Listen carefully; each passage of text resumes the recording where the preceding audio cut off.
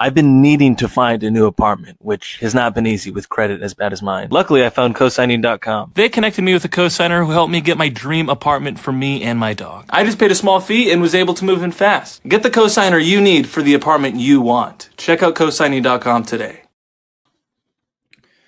You know, I once spoke to someone that was on their deathbed, and they said that when they were thinking they were about to pass away and die, that they said they would trade anything in the world for only one more day.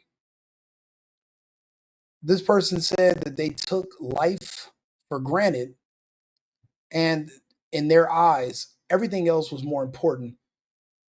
But leaving this earth put things in perspective, and now they're more grateful and appreciative of everything in life.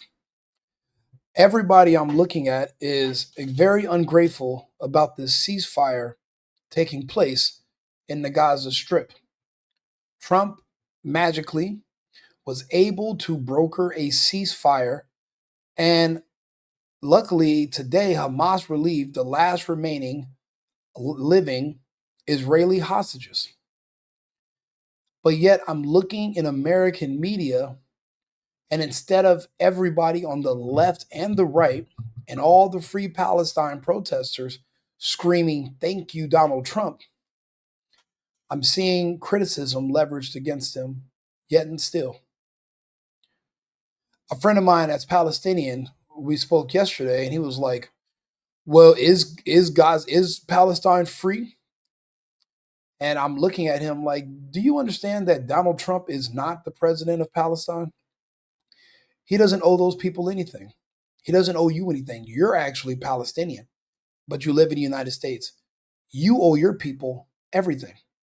Why didn't you go over there and try to broker a peace deal your damn self? Again, everybody is so ungrateful. But guess what? The people in Gaza, if this ceasefire only lasts for another 10 days, for a lot of people that are going to die, that's 10 more days than they had in the first place. Do not be ungrateful. Tomorrow's not guaranteed. So anyway, this is we're going to play some of the footage from Benjamin Netanyahu. The other part of this video is we're going to discuss why Netanyahu is also not happy. I'm not sure how Trump got him to agree to this, but this is a step. This ceasefire is a step towards him going into prison. Now, the country of Israel is famously known for putting away its politicians for corruption, all different types of crimes. Netanyahu was actually on trial, and that's when this war conveniently started. And I believe it's something in their charter where during wartime, they can't prosecute a sitting president. So Netanyahu is not happy about this ceasefire. To be honest, the only reason why he's not in prison today is because of this war. Now, Israel is famous for breaking their ceasefires. Actually, they have a ceasefire right now with Lebanon, and they've already broken it. They have a ceasefire with Syria. They've already broken it. So I'm not sure how this one in Gaza is going to last. However, it's a double-edged sword, because even though there is a ceasefire, to maintain it, we will have to send American troops into Gaza to prevent Israeli strikes. Because if they accidentally harm an American with their strikes, well, then it'll be hell to pay. Israel is losing the war over the American public every day. And the World Economic Forum is looking to upseat them and replace them. I'm not necessarily sure which one is going to be the lesser of the two evils, but both are evil. I just wish that America could just stay in the hands of patriots and nationalists.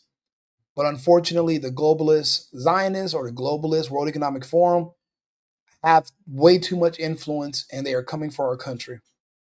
So this is some of the live video from Trump, who just arrived in Tel Aviv today.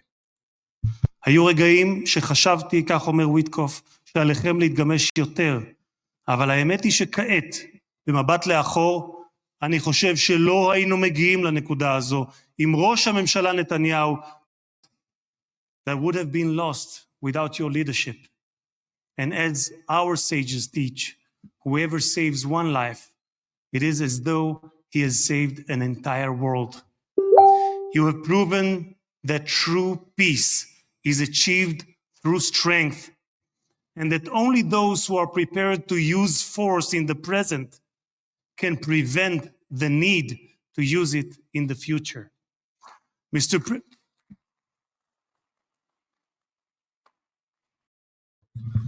Why can't Trump get this type of treatment from Americans on the left in America? You have the gay community and you have the black community consistently hate any of his efforts and any of his successful peace negotiations. When he brings peace to American cities and he brings peace to black neighborhoods, they're mad because they want the death. They want the violence. I don't know why people here cannot be as appreciative as these people over there in Israel or in Gaza. Yeah, the people over here, they want something to be mad about. I don't think they ever wanted Palestine free. This was a grift for them. So now, how are they going to make money being paid to go out and do these pointless protests? That's going to be a hustle that dried up right there. So a lot of people are mad that the gravy train is stopping. That's why they're not as excited or as grateful that they didn't want this to end. They're basically like doctors. There's no money in the cure. The money's in the medicine keeping you hooked long term. They need the conflict so they can continue to ask for funding and be paid to go out and protest. They're activists. They go to school to learn to be activists. They're no longer taking classes so they can learn a profession. All they can learn how to do now is protest. So I just wish that Trump was appreciated more here for his efforts. We really should be more patriotic and more appreciative of what this man has been doing around the world. And to snub him for a Nobel Peace Prize when he's literally the person who brought peace is ridiculous. Mr. President, you, more than any other individual, are deserving of the highest recognition for your efforts in promoting peace. Therefore, I hereby announce that together with our good friend, Speaker of the House, Mike Johnson, we will rally speakers and presidents of parliaments from around the world to submit your candidacy for the Nobel Peace Prize next year. There is no one more deserving than you, President Trump. No one.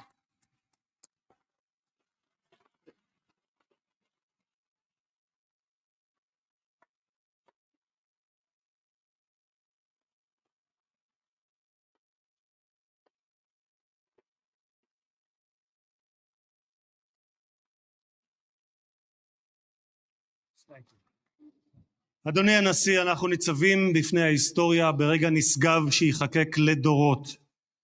זה יום מאוד מרגש לאזרחי ישראל, יום שכולנו ייחלנו לו.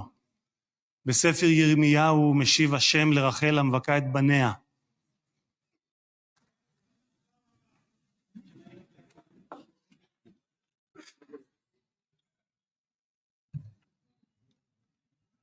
מכובדי הנשיא, Netanyahu does not seem very thrilled to be here.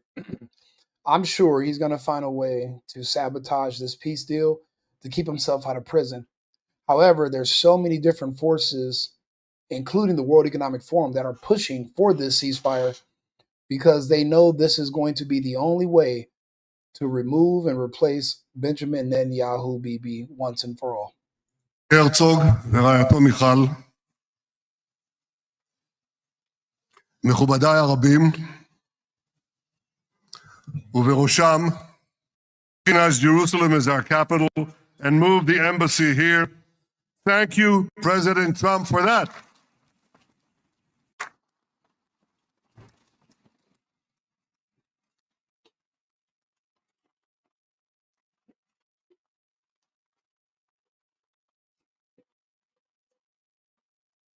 There are many other reasons to thank you since your last visit here. Thank you for recognizing Israeli sovereignty over the Golan Heights.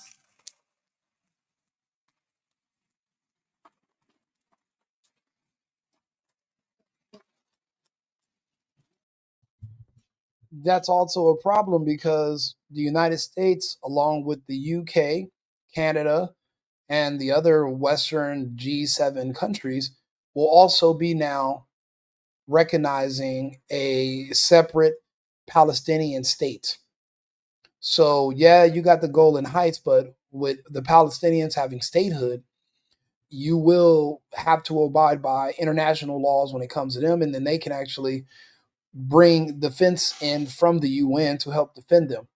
They will be recognized as a state. So there's give and take here. I don't know if Netanyahu's going to bring that up, but I just wanted to throw that in there. Thank you for standing up to the lies against Israel in the United Nations.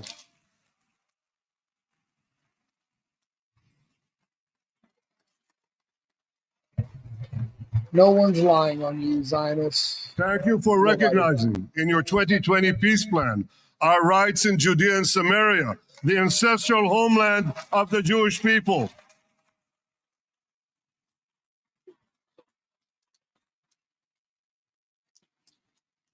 Thank you for brokering the historic Abraham Accords. Abraham, Esquemei Abraham.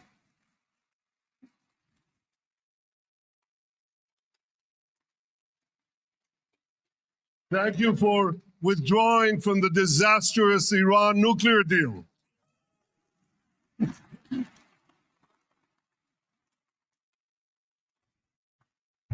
Thank you for supporting Operation Rising Lion and for your bold decision to launch Operation Midnight Hammer. Boy, is that, you got to hear this.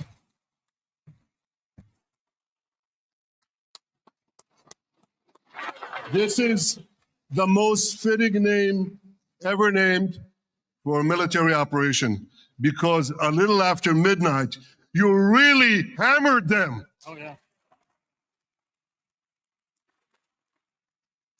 My friends, this is only a partial list, but it's enough to affirm what I've said time and again. Donald Trump is the greatest friend that the state of Israel has ever had in the White House.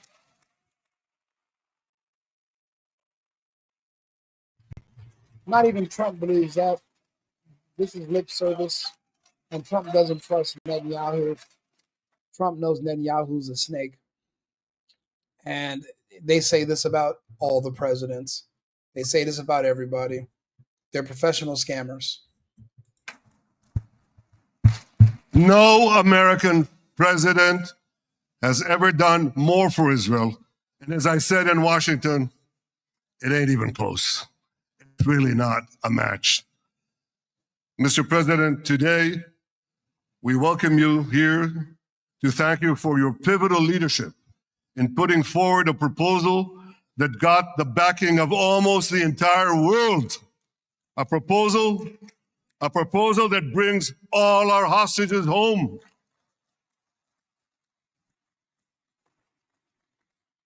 A proposal that ends the war by achieving all our objectives.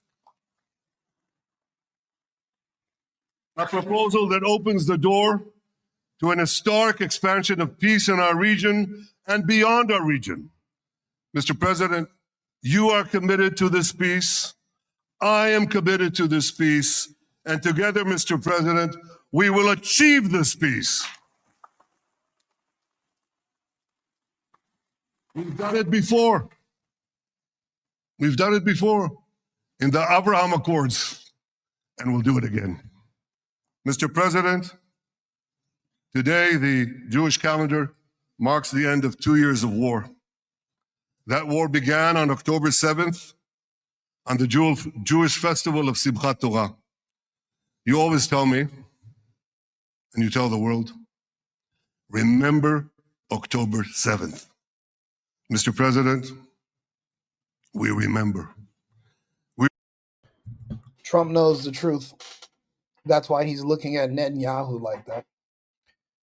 He can't, Trump wears his emotions on his sleeves. He doesn't really have a poker face. He can't stand this guy. Nobody can. And he will also be happy once this man is behind bars. Remember the thousands of Hamas terrorists who stormed into our towns and kibbutzim. We remember the 1,200 people Hamas savagely slaughtered in cold blood. You let them in. You had a stand down order for your military. You wanted that to happen. He's extremely corrupt. Matter of fact, let's just see how corrupt he is. Let's check out this. Israeli Prime Minister Benjamin Netanyahu is facing charges of bribery, fraud, and breach of trust.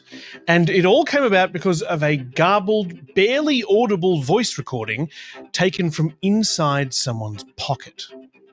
Should have thought about that. No, that's not They had true. done a switch. Yeah. The police came across it almost by accident when they were investigating something else entirely.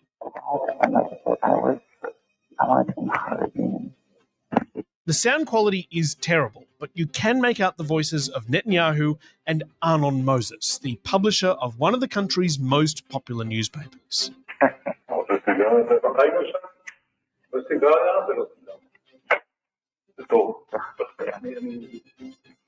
They're sitting on the outdoor patio of the Prime Minister's residence. It starts out innocently enough. They have a little chat about cigars. Netanyahu loves them. Moses has never smoked one in his life. Neither of them drink. But pretty rapidly they get down to business. Netanyahu doesn't like the way that Moses' newspaper, Yediot Haranot, is covering his government. So Moses makes Netanyahu an offer.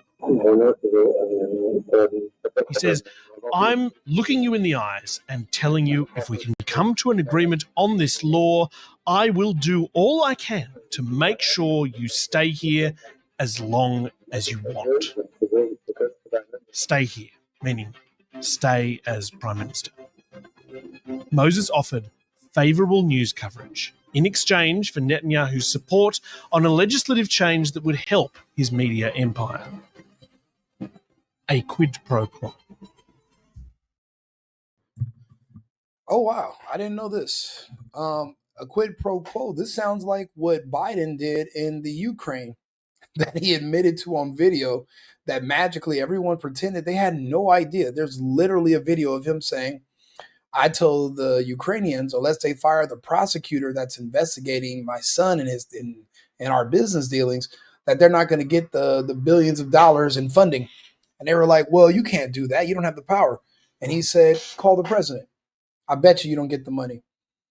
And he says, son of a bitch, in the next few hours, the prosecutor was fired off the case. Quid pro quo. Pay for play. Political payola. So that's the bribery scandal. He basically was bribed by the publisher of a really popular periodical in Israel. And in exchange for the paper giving him favorable reporting, he was to, I guess he's paying them. So he's bribing them for coverage. And I mean, I wonder how much of this happens in the US every single day, but wow, he got caught. And this is what he's going to prison for. This recording is now a key piece of evidence in a criminal trial of Benjamin Netanyahu, the man who is leading Israel's military campaign in Gaza and the Middle East. He's currently on trial for alleged bribery, fraud and breach of trust, charges he denies. Netanyahu is doing everything he can to stay in office, because if he stays in office, he can't be thrown in jail. But unlike Donald Trump's vaguely similar situation, that's what it is. If he stays in office, he cannot go to jail. And that's why he wants to keep the war going so he can stay in office. Let's see if he explains that. in the US, this one has an old school flavour. We'll be back soon. A fierce battle between media tycoons, reminiscent of the battles between Rupert Murdoch and Kerry Packer in the heyday of newspapers. This story even involves Kerry Packer's son. Caught right in the middle of it is Australian billionaire James Packer. It is a rollicking tale. But Netanyahu's tangle with the law could change the fate of the war in the Middle East. I'm Matt Bennett, and this is If You're Listening.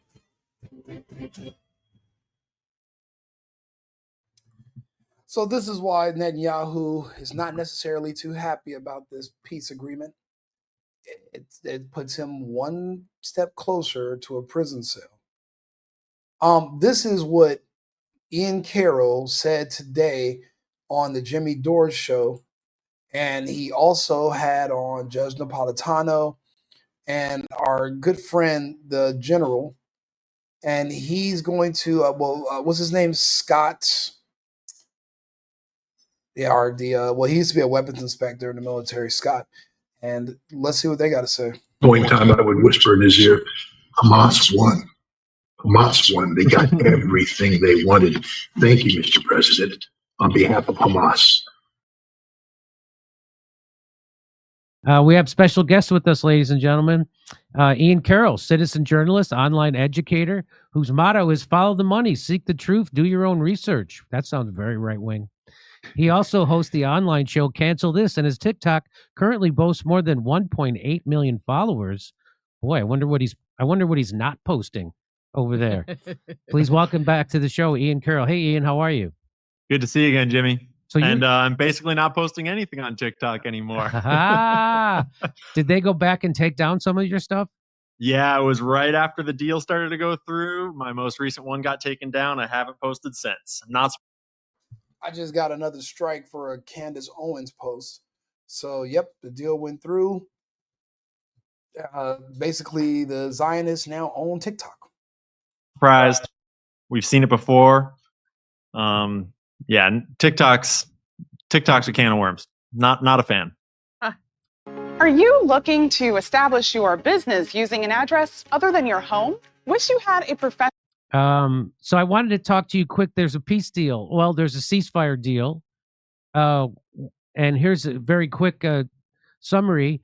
Multi-phase framework focused primarily on ending the 2-year Gaza war rather than resolving the broader Israeli-Palestinian conflict. The first phase, which is Israel approved on October 9th, includes an immediate ceasefire, release of all remaining Israeli hostages, which there are about 48, and within 72 hours. And then Israel's going to release approximately 2,000 Palestinian. Wow, that doesn't seem equal, does it? 2,000 Palestinian prisoners, including 250 serving life sentences, and 1,700 detained since October 7th, 2023. Partial withdrawal from Gaza, with forces remaining along the Philadelphia corridor. That's the Gaza-Egypt border for security. So I guess they occupy about 70% of Gaza right now, and they're supposed to pull back to 50%. That's what I've heard.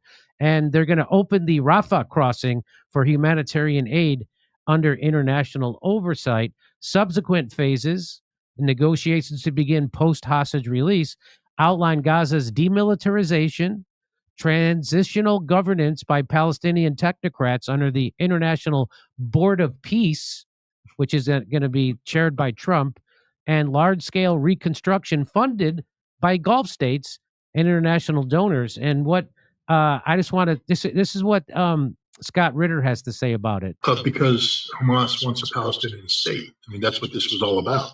This was about creating the conditions for a Palestinian state. And now Hamas actually has a deal.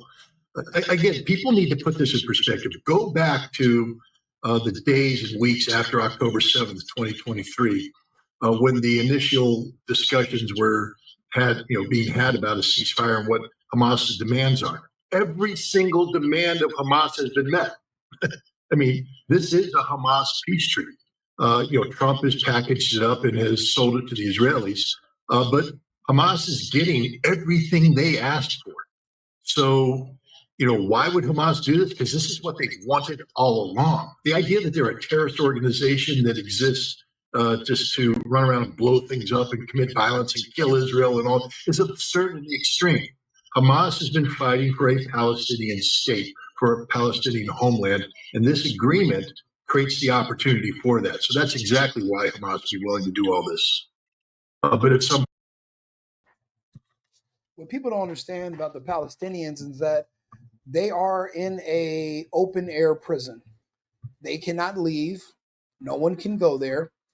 Their food is rationed, and actually, Israel uses a program, and basically they can tell you what's the amount of calories per day you must need as a human to stay alive, and that's the amount of calories you are given. So it's a camp. Don't know how much concentrating is going on in there, but it is a camp. It's an open air prison. They wanted their own state. I wouldn't go as far as to say Hamas won. I'm going to say the World Economic Forum won. It was the World Economic Forum pressures that are pressing on Israel to accept this deal, even though it's not in the best interest of Benjamin Netanyahu. Again, if Israel loses, then the World Economic Forum wins control over the American political system. The same control Israel has, it's going to be replaced with the control from the World Economic Forum, and that does not look any better. That looks way worse. A technocratic, communist, medical, it's just like this whole takeover that they're doing. All the stuff you saw during lockdowns and COVID times 20. It's medical surveillance state, and it's basically just it's techno communism. So I'm not gonna say that, everyone says that Israel's evil. They definitely did a genocide, but the World Economic Forum is evil. But one thing the World Economic Forum and Israel could agree on is the mass injection of certain populations around the world. So it's like they both came together to do that, and now they're fighting over, well, who's going to be number one when the smoke clears?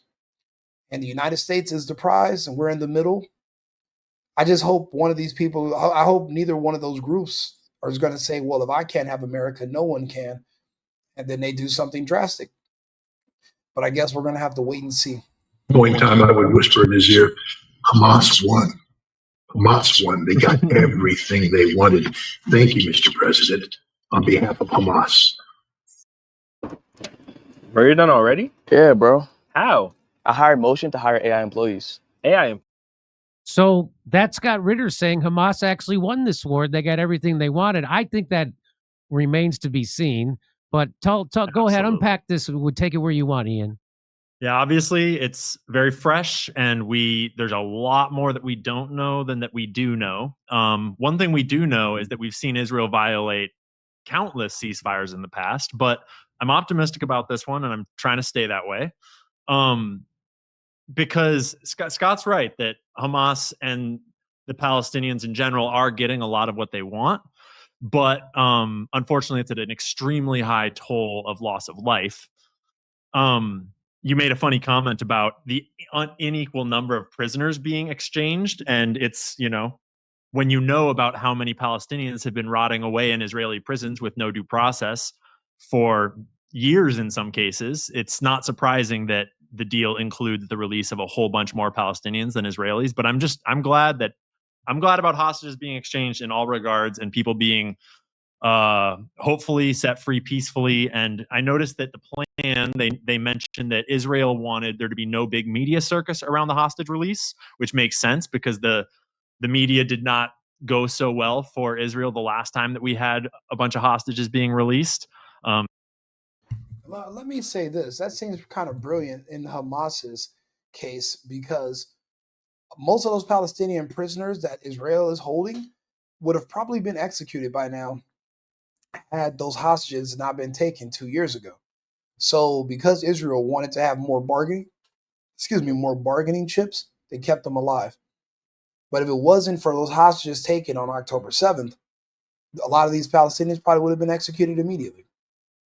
So well played on that part. Memes still circulate to this day of like Israeli prisoners saying things to Hamas terrorists or whatever. Saying nice things and thanking them right? for the saying bye, shukran. and giving a warm goodbye to their hostage keepers, and so they don't want people to see that. They don't want to see that Hamas actually took good care of the hostages, unlike when a Palestinian's inside of an Exactly. Israeli jail. The Or exact at least as good a care as they can while they're under siege, Right, right? And correct. starving and all these things. Yeah. Hopefully this ends the famine.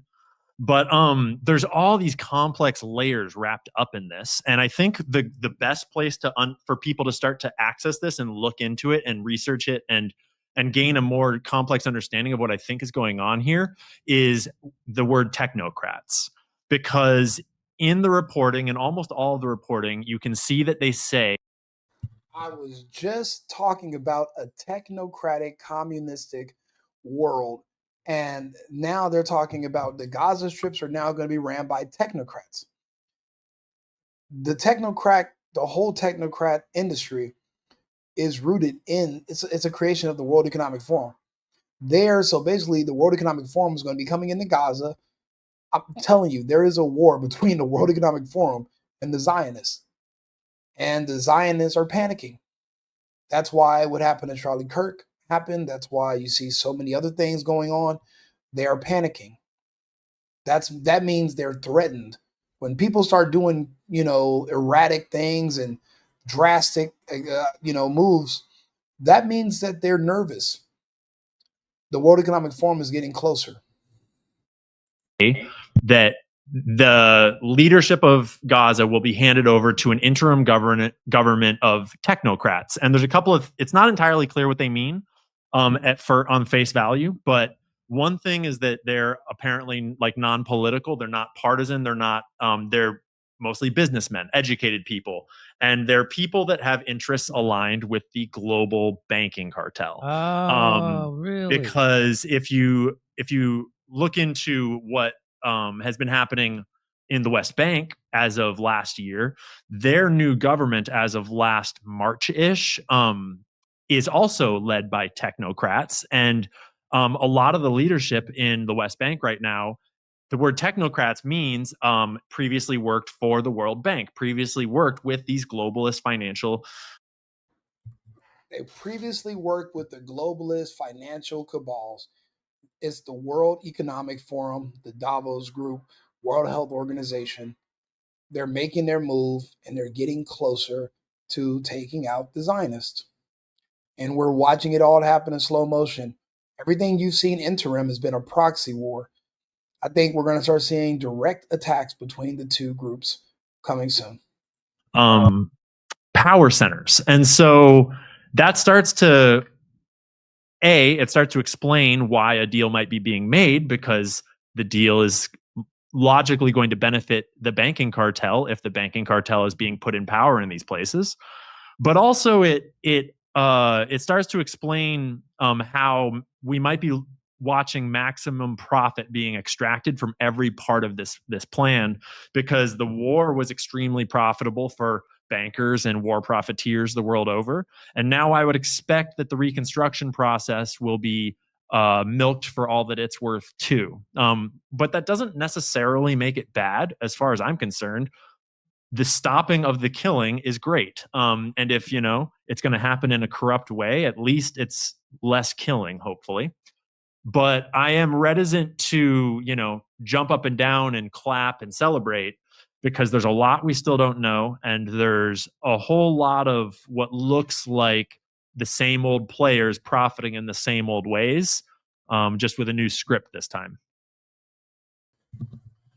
Again, in my opinion, don't be ungrateful. The people of Palestine will live to fight another day. It could have all been over. They did try. Carpet bombing, bioweapons, just indiscriminate firing, using a computer program with drones called Palantir that would actually select. It was an algorithm that would choose which men they would kill. So, and this was a huge experiment. They basically practiced all the stuff that they're eventually probably going to use on us or other populations. They practiced it and they perfected the algorithm in Gaza. If there's any hope of a ceasefire, at least those people get to live another day, which is better than nothing. We should be grateful for it. It's looking more and more like Netanyahu's not going to be able to keep himself out of prison for much longer. I'm not saying by the end of this year, but perhaps second or third quarter next year, Netanyahu could be sitting in a prison cell. He's pretty much done with the trial. This war on October 7th literally stopped everything in its tracks, but it's not over. He wasn't exonerated. The case is pending. So soon he's going to have to go back to court.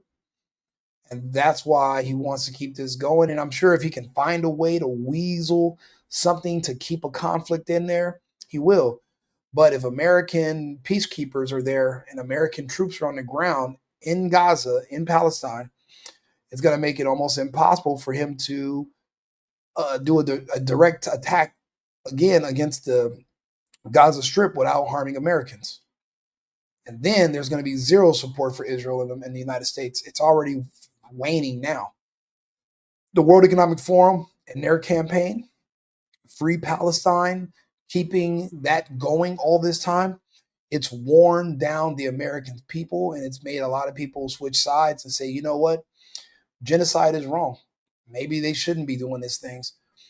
But if you only knew what the World Economic Forum had in store for us, if they could just get the United States under their control, you would beg for Israel to keep their power. You'd beg for Netanyahu to stay in office. I always have this. I'm always disgusted when you have to pick between the lesser of two evils, because you still got to pick evil. If you have any comments, leave them. I want to talk to you. We're on 8 different platforms: Cash App, $, the single boyfriend. Let's if you want to buy me a coffee, if you want to just sit around and chit chat, I'm open to comments. If you want to correct me on anything, or if you have any more insight, I'm open to talking. We're going to have some guests coming up this week. We were going to do it on Instagram, but they are blocking my pages again. I'm no longer allowed to post. Luckily, I'm here and I'm on Rumble and I'm on X. So I'm not completely muted, but on the immediate social media like TikTok, they've striking the hell out of me. Instagram, I'm done. Facebook, remarkably, they've came light years in their progress, rolling back all the censorship. I remember I couldn't call somebody. I called somebody slow, and they put me on the 30-day ban. So now you can call people whatever you want. So I'm liking Facebook now. That's why I'm on there posting and typing, calling people everything under the book. So you can find me on there as well. The Single Boyfriend, or Right Wing Rico. My new page is going to be Rico Limbaugh, just because I used to be a huge fan of Rush Limbaugh, and I'm going to try to hopefully we have a lot of the same talking points. So Rico Limbaugh is pretty fitting. I think I'm going to go by that. So anyway, like and subscribe, share the video if you can. I appreciate it. Thank you for tuning in. We have some other topics to talk about. I'll be back on live in a few minutes. We're going to go over some of the ICE raids and how it's going to help rent prices go down. And what are these other topics? We have a few other topics. So I'll see you guys again shortly. Like the page on YouTube, The Single Boyfriend, or Right Wing Rico. I appreciate you guys tuning in, and I'll see you again shortly. Cheers. I've been needing to find a new apartment, which has not been easy with credit as bad as mine. Luckily, I found cosigning.com. They connected me with a cosigner who helped me get my dream apartment for me and my dog. I just paid a small fee and was able to move in fast. Get the cosigner you need for the apartment you want. Check out cosigning.com today.